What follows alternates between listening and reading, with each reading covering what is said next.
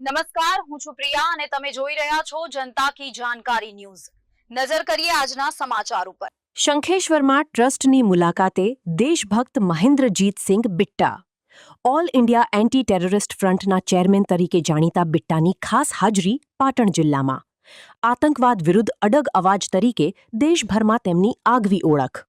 શંખેશ્વરમાં જનમંગલ સેવા ચેરિટેબલ ટ્રસ્ટની બિટ્ટાએ કરી મુલાકાત, જિજ્ઞાબેન શેઠ દ્વારા સન્માનિત કરાયા। ટ્રસ્ટની મુલાકાત દરમિયાન સેવા અને રાષ્ટ્રપ્રેમનો મજબૂત સંદેશ આપ્યો। તેમના શબ્દોમાંથી યુવાનોને મળી નવી પ્રેરણા અને હિંમત।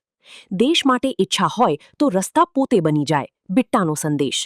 જનમંગલ સેવા ચેરિટેબલ ટ્રસ્ટના સેવા કાર્યોને બિરદાવતા આશીર્વાદ પણ આપ્યા। મુલાકાત માત્ર કાર્યક્રમ નહીં, પ્રેરણાનો એક મહત્વપૂર્ણ પ્રસંગ બન્યો। સ્થાનિકોમાં દેશભક્તિ અને સેવા ભાવના વધુ મજબૂત બની। રિપોર્ટ અનિલ રામાનુજ, રાધનપુર।